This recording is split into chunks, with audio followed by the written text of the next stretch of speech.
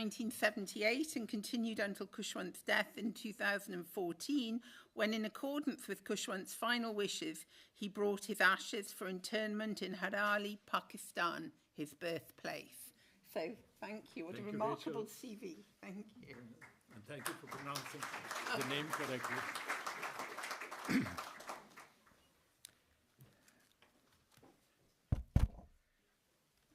Sat Shri Akal, Bismillah ar-Rahman ar-Rahim, and greetings from every other part of the world.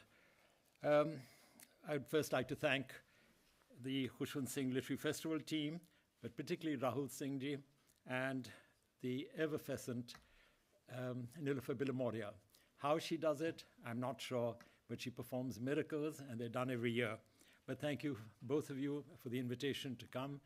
My wife and I Shahnaz flew in from Lahore to be part of this because for us, it was an important event which needed to be emphasized, and that was the need for communal harmony and also for mutual respect. A man doesn't die when he's dead. He dies when he's forgotten. And both Rahul and Nilofer and the KSLF team have ensured that over the past years, ever since Khushwant's death, he has not died because he's never been forgotten. Which aspiring writer visiting New Delhi did not want to be photographed with Khushwant Singh? And I confess that I wanted to be. My earliest photograph of him is with his son-in-law, Ravi Dayal, taken in 1981 in the portico of the Sudhan Singh Park complex, where Khushwant had a ground floor flat. My wife and I visited him in the late 1970s, and then thereafter, whenever we were in Delhi. Our last meeting with Khushwant was on the 4th of March, 2014, a fortnight before he died. He sat in a wicker chair, his legs outstretched in the sun and the rest of his body in the shade. He wore a grey tracksuit and had a black woolen cap on his head. I noticed that he had some biscuit crumbs stuck in his beard. He recognized me within a second. I gave him a copy of my book, The Resourceful Fakirs.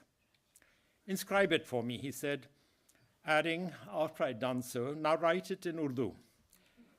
He demonstrated, as if he didn't need it to, that, I can write in Urdu. And he demonstrated his mastery of Urdu in Persian by reciting a couplet of Allama Iqbal's. "You know that I'm 99 years old." I replied, "May my years be added to yours." He looked at me with the softest expression and said, "No, but may you live as long as I've done." I held his hand, the hand that had spent a lifetime writing books and inimitable articles, and kissed it. He brushed his cheek with mine, and both of us knew that it was farewell. He asked me, just as I was leaving, to have his ashes interred in his birthplace in Hadali, now in Pakistan. Khushwant died exactly 10 years ago, on the 20th of March, 2014. And a fortnight after his cremation, I returned to Delhi to condole with his daughter, Mala. She took me into the sitting room, where next to his favorite chair lay my book, waiting to be reviewed by him. Mala and her daughter, Naina, then gave me his ashes in a steel urn. Looking at it, I recalled words of the Roman Emperor Septimus Severus. "Little urn, you will soon hold all that will remain of him whom the world could not contain." Khushwant Singh's final journey was like the title of his brilliant book, Train to Pakistan. I caught the Shatabdi Express to Amritsar from Delhi and then walked across the border. Khushwant Singh had no problem crossing the border because ashes do not need visas. His ashes were grouted in the wall of Khushwant's first school in Hadali. The inscription ends with a line chosen by Shahnaz, my wife, from Khushwant's memoirs. A year later, The text reads, in memory of Sardar Khushwant Singh, a Sikh, a scholar, and a son of Hadali. And then from his works, this is where my roots are. I've nourished them with tears of nostalgia.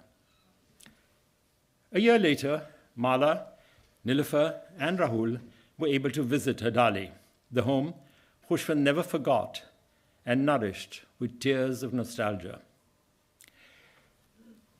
Some years ago, the BBC invited me to speak on the future of the Commonwealth. How much time do I have, I asked. Oh, about 5 minutes. So I said, well, that just about summarizes the future of the Commonwealth, doesn't it? Today, I have 30 minutes or so in which to heal the world. But before I do, let me first pay homage to the progenitor of the KSLF, to my mentor, friend, and yours, Khushwant Singh. He spent the best part of the 99 years of his life healing a fractured world. He brought religions together. He bridged the divide between countries that should never have been pitched against each other or divided. He used scriptures, prose, and poetry to remind us of the universality of man. And words were the instruments he used and employed to fulfill his mission. In the beginning was the Word, and the Word was with God, and the Word was God. That's what we're told by St. John. Ikra, read. The angel Gabriel commanded the Holy Prophet Muhammad, peace be upon him, in the first revelation.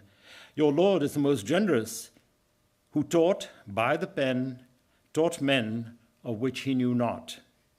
Guru Nanak Ji sings in one of his compositions, yet through words and through letters is thy name uttered, and thy praise expressed. In words we praise thee, in words we sing of thy virtues. And these lines are from one of Guru Nanak Ji's hymns, translated by Khushwant and included in his book, The Sacred Writings of the Sikhs.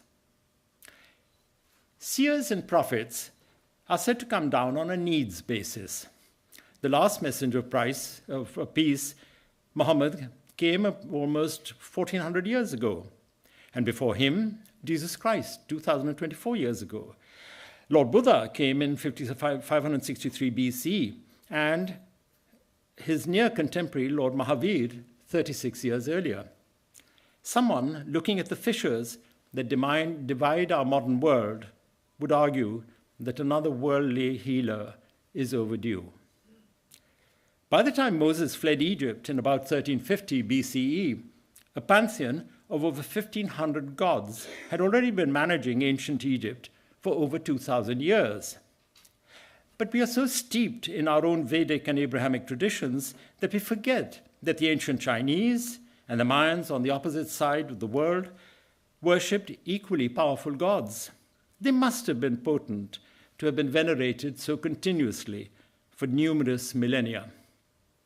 Looking back into antiquity, though, has there ever been an aeon when the world did not experience the traumas of strife? Has there ever been a century not stained by war? To paraphrase Winston Churchill, never in the history of human conflict have so many dead owed their extinction to so few. The Spanish film director, Luis Buñuel, made a telling observation that God and country are an unbeatable team. They break all records for oppression and bloodshed. God, in any form, is not the cause of war. Countries and their leaders are. The peace treaties of Westphalia in 1648 may have ended the 30 Years' War between Christians, Protestants, and Roman Catholics, two brothers of the same Christ, and also the 80 Years' War by the Dutch provinces against Spanish hegemony. These treaties grouted principles of international law, which predicated that each state enjoyed sovereignty over its territory and domestic affairs to the exclusion of external powers. Coeval to that were the principles of non-interference in another country's domestic affairs, and the acknowledgement that each state, no matter how large or small, stands equal in international law. Since Westphalia, though, the world has been ravaged by 2 world wars and countless regional conflicts.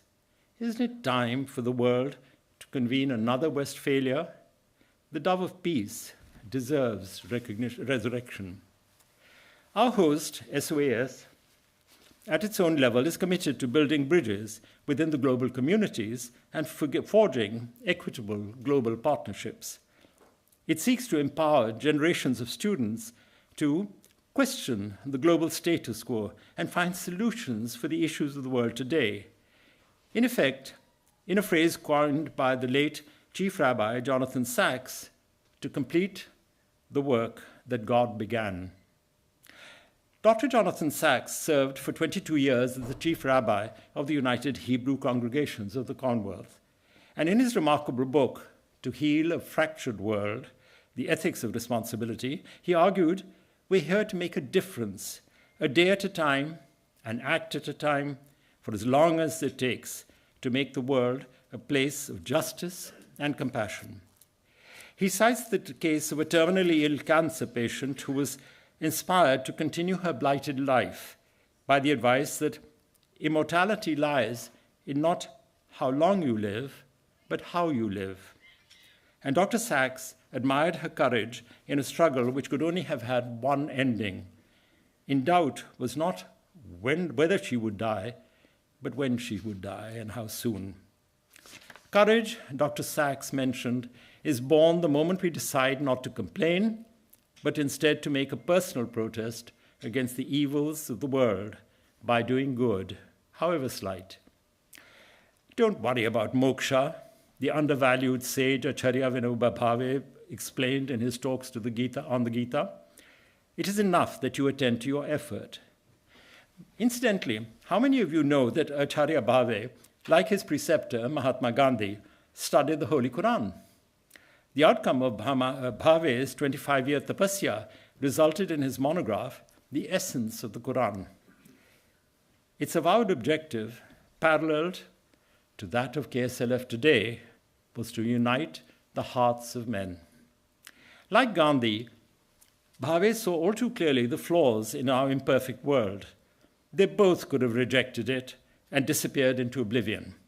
Instead, as the philosopher Dr. Sarvapalli Radhakrishnan explains in his introduction to his book, Indian Philosophy, which incidentally, a dear colleague of mine who was a fellow student with me studying accountancy in the 1960s, he gave me a 2-volume copy of it when I passed my exams. So thank you, Ashwin. It's because of you. He almost, by the way, converted me to Hinduism.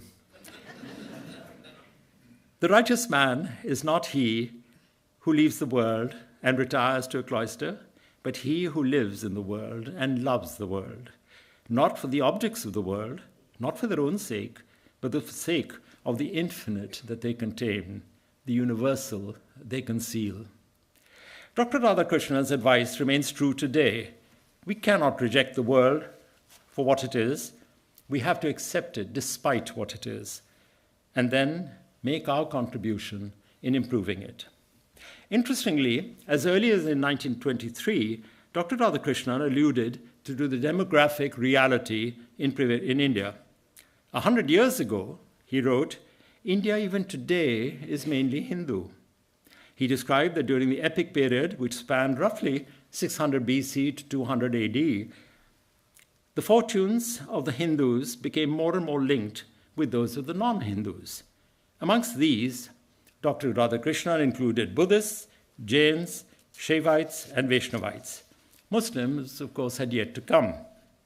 Over time, Hindu saffron had had to share space with Islamic green and other colors in the rainbow coalition of the subcontinent. But why should color matter at all? To the polymath, Dr. Albert Schweitzer, color had no reference. Playfully, he defined an optimist, and Mr. Bolivario had referred to optimism. He defined an optimist as a person who sees a green light everywhere, while a pessimist sees only the red light. But Schweitzer said, the truly gifted person is one who is colorblind. Schweitzer, like Vinoba Bhave, another Saint Monke, combined in himself a polymath's experience. He was a theologian, an organist, a musicologist, a humanitarian, a philosopher, and a physician. He applied his skill as a surgeon, administering to sick and terminal ill people, African patients, in a makeshift hospital in Lambaréné, present Gabon. In 1952, Dr. Schweitzer received the Nobel Prize, Peace Prize, for his philosophical thesis, Reverence for Life. His later biographer, James Brabazon, defined that as reverence for life says that the only thing we can be really sure of is that we live and we want to continue living. And this is something that we share with everything else that lives, from elephants to blades of grass, and of course, every human being. So here we are as brothers and sisters to every living thing, and owe to all of them the same care and respect that we would wish for ourselves. As you may have detected, Schweitzer's thought was influenced strongly by the life-affirming principles of ahimsa, nonviolence. And in more ways than one, Dr. Schweitzer's experiences parallel those of Lord Buddha. For example, he too was traumatized by an early exposure to suffering. It heightened his awareness of the human condition and its sensitive fragility. Schweitzer underwent a life-altering catharsis as a young child. He recalled, as far back as I can remember, I was saddened by the amount of misery I saw in the world around me. Youth's unqualified joie de vivre I never really knew. One thing especially saddened me was the unfortunate animals who had to suffer so much pain and misery. It seemed quite incomprehensible to me. And for Schweitzer, animals included humans and living beings. But the planet we inhabit has more occupants than just us, Homo sapiens. It contains more species of animals and fish, more varieties of vegetation, more millions of living organisms that we cannot see or discern with the naked eye. Schweitzer's reverence for life meant not just the will to live, it required a conscious admission that this will to live existed in all creatures and had to be respected. Ever since man, like Napoleon, crowned himself master of this planet, he has minimized the God within himself. He has presumed to challenge divinity. The poet Allama Iqbal, in his epic poem Jawab-e-Shikwa, questioned this unconscionable arrogance. He wrote, "Man even rails against God. He has become so proud. Is he the same Adam before whom the angels bowed?" Those words were translated by Khushwant Singh from Iqbal's poem. Modern man has no time and even less money for environment. Incidentally, while I was browsing through SOS's website, I was impressed to learn that SOS has a flourishing center for development, environment, and policy. Perhaps, though, someone could have another look at SOS's core value list and push the topic of environment up a few notches. At the moment, it appears at the bottom of a list, 9th out of 9. I'm proud that my granddaughter, Rhea, will be joining SOAS this autumn. But I ask myself, what kind of planet am I bequeathing her? A la-la land of pious promises, or a wasteland, the stubble of a misspent inheritance and a sewer of contaminated natural resources? Today and tomorrow, experts in every field of intellectual endeavor will be offering ideas and solutions on how we can reverse degradation of our precious planet and how we can heal the world.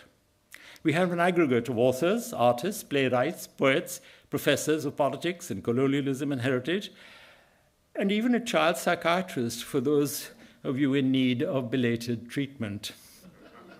This year, 2024, has been an election year, as was just mentioned earlier, in Bangladesh and in Pakistan.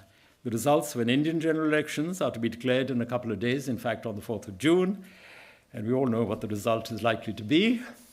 But And at a local level, within the United Kingdom, after a series of local by-elections, there is going to be a general election between the two S's, Sunak and Starmer. It is timely, therefore, that we have with us Mr. Shahabuddin Qureshi, the 17th Chief Election Commissioner of India. Incidentally, I was privileged to know his predecessor, Dr. Manohar Singh Gill, who served between 1996 and 2001. He narrated to me once, when he was planning the 50th anniversary of the Indian Election Commission, he asked the then Prime Minister Atal Bihari Vajpayee whether he had any objection to the invitation being extended to the Congress Party. PM Vajpayee's reply was unequivocal. You have to. As the CEC, you must remain neutral, equidistant from all political parties, regardless of their affiliation or ideology. Among our speakers at Cambridge will be Simon MacDonald, Baron MacDonald of Salford. He served his country for 5 grueling years, 2015 to 20, as a former permanent Undersecretary at the Foreign and Commonwealth Relations Office. He survived a dozen senior ambassadors, 6 foreign secretaries, and 5 prime ministers. And I'm tempted to quote an anecdote which I've lifted from the memoirs of the late Baroness Thatcher. She narrates how a foreign visitor stopped a Britisher in Whitehall to ask him, "Excuse me, on which side is the Foreign Office?" To which the Britisher looked startled and said, "Well, I hope on ours."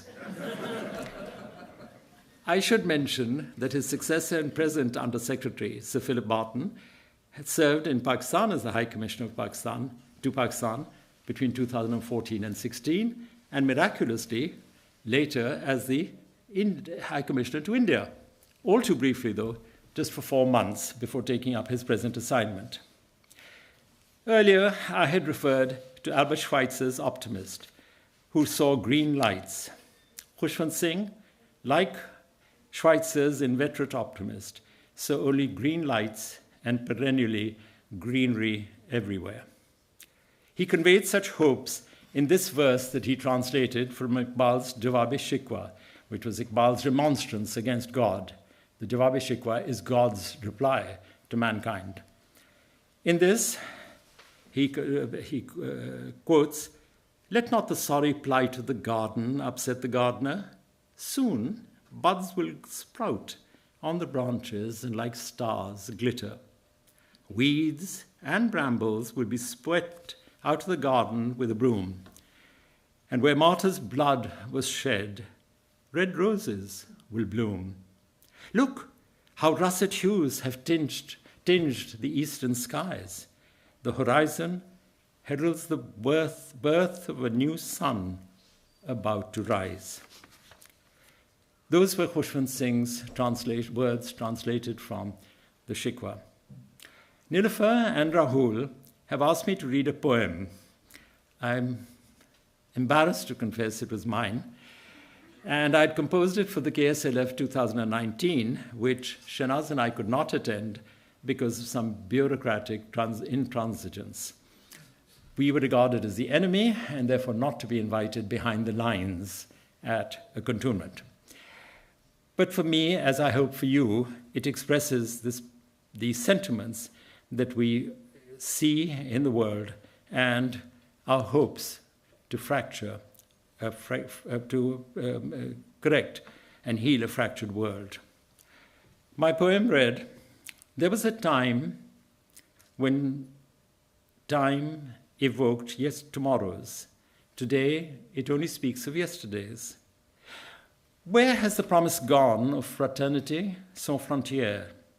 Where are the tears we shed, the blood to irrigate an earth once yours, now mine, once mine, now yours? Why must my only view of you be through the barrel of a gun?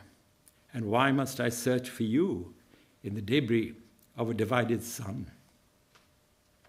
How long will this daily suicide last? Will we have separate heavens there, or find ourselves sharing yet another common hell? Let the last word, though, not be Iqbal's, nor Khushwant's, nor mine. Let them be from someone who came much earlier, whose humanity and wisdom and inspirational hymns will live long after such festivals are held. Guru Nanak Ji once sang, "It is in the words that we write and speak about thee. In words on man's forehead is written man's destiny." But God, who writes their destiny, is free from the bondage of words. So it is time for us to loosen the bondage of words that bind us into inaction and to perform the deeds expected of us by future generations. We owe it to the unborn. Thank you very much indeed.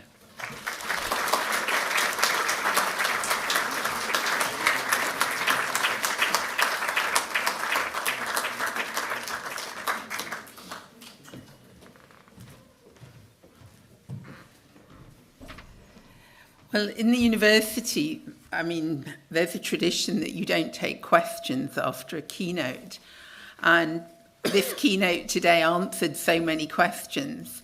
Absolutely wonderful survey conveying not just the life of Khushwant Singh, but the themes of the conference. But if you've been so prompt with your time, I think we should take advantage of having you here on stage by asking some questions. And I hope there are going to be some questions from the audience. When you ask a question, please would you just say your name as you ask the question, and obviously no long statements.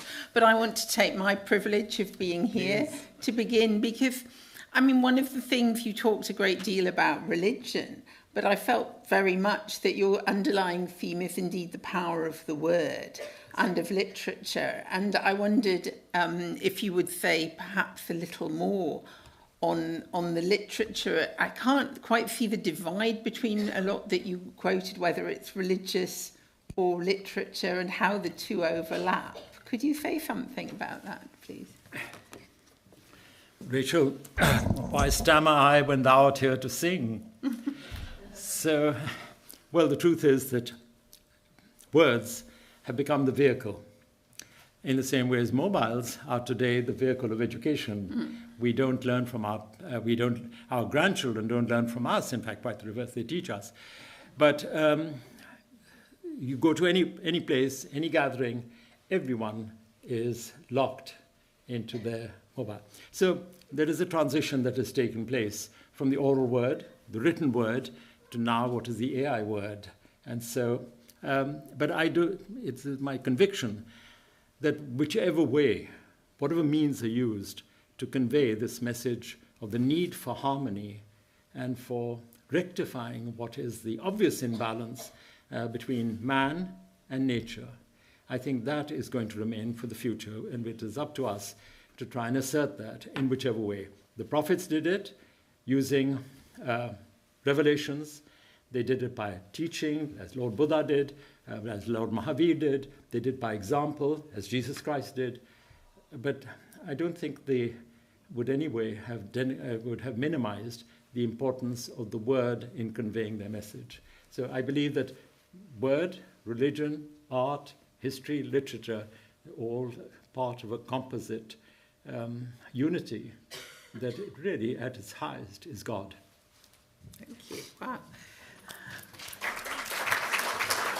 May I take some questions from the floor, please? Does anybody have any questions they would like to ask? The one at the back I can see.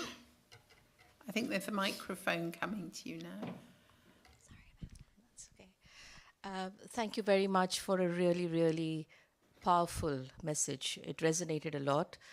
I guess you emphasized personal action, and I guess being a woman of action, I was wondering if you had any more advice for all of us who do feel strongly about this, but sometimes feel inadequate to do anything about it. Well, as I mentioned to you, when I met Khushwant, he was 99, and I was a few years younger.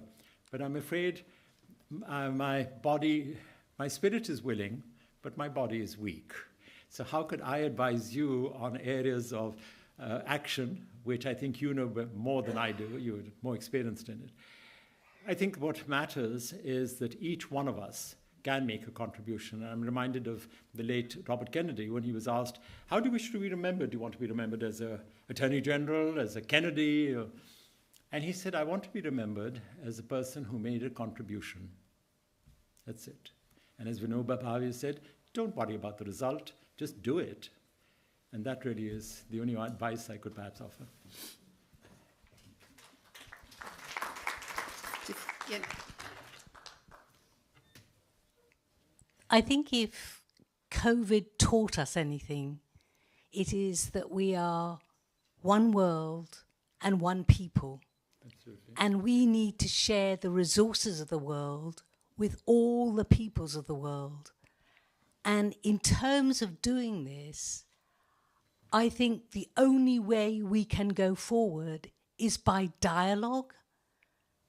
Because if we don't spend the time and the effort actually talking, discussing again and again and again and again, be it the same issue, but discussing it with depth, with humanity, then there is no other way forward than to kill, maim, mutilate human beings, as is happening across the world. And I wondered what your thoughts were.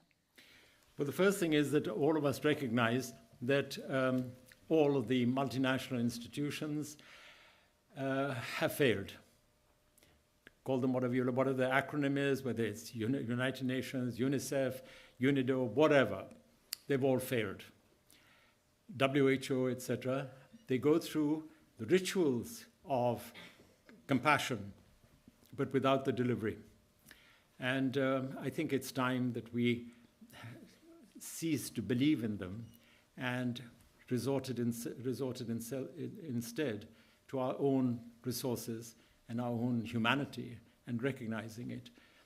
Dr. Sachs, and I'm not embarrassed about quoting him because I found him the most enlightened mind of his kind, of his age. And he said, he used an expression, if I cannot see my God in another human being, my own God stands diminished. And I thought it was so powerful. And that really is what we have to look for, is God, my God, in you, and your God in me.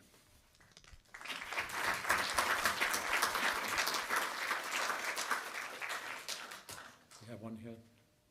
Oh, sorry, yes. The microphone's just coming. Very be gentle.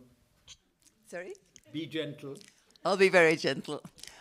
Thank you so much. It was an absolute tour de force.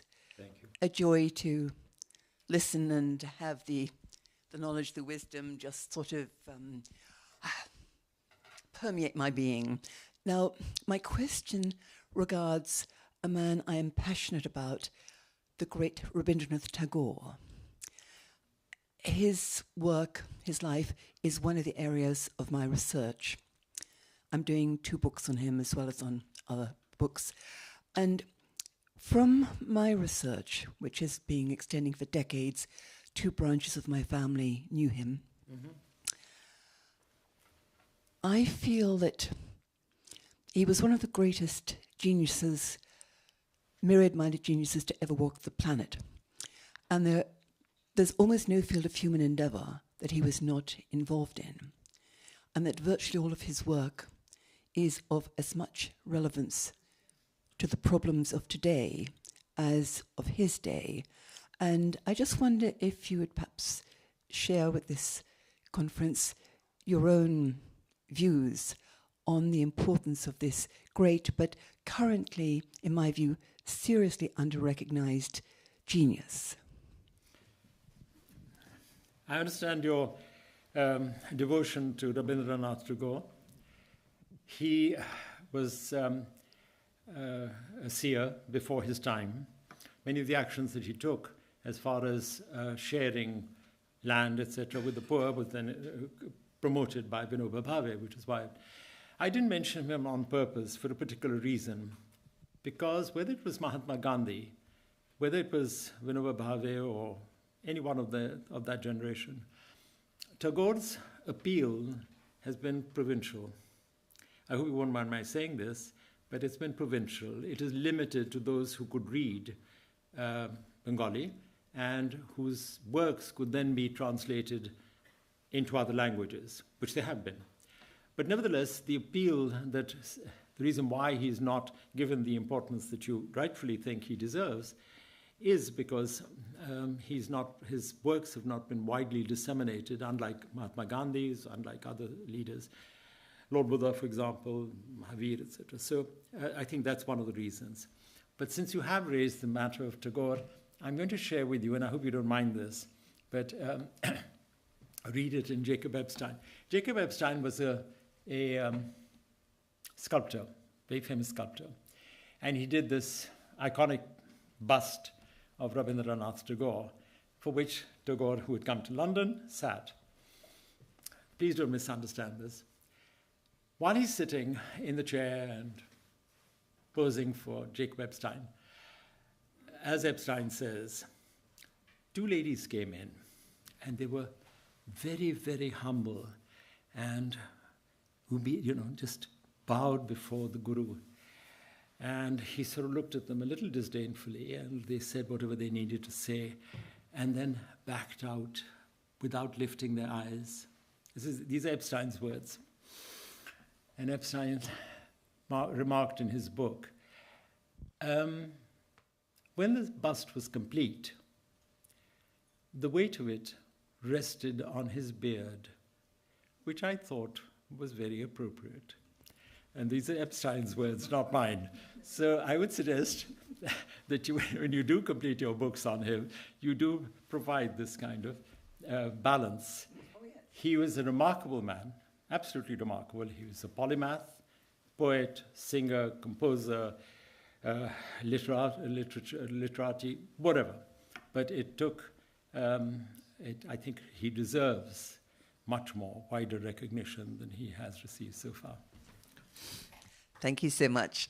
And may I just remind the audience here that Tagore's translator, William Radici, was once a lecturer here at SOAS. And if those of you are less familiar with his work and don't know Bengali, that's a great place to start as well. So thank you for those remarks. You should wind up. That was a really wonderful way to start this literary festival with a talk which brought together so many of the issues I think we'll be addressing over the next 2 days, as well as in Cambridge later in the week. Very, very powerful, very moving, looking backwards to the past, looking forwards to the future. I think Khushwant Singh himself would have been here, if he'd been here, would have enjoyed it just as much as we did. Thank you so much. Thank you very much indeed.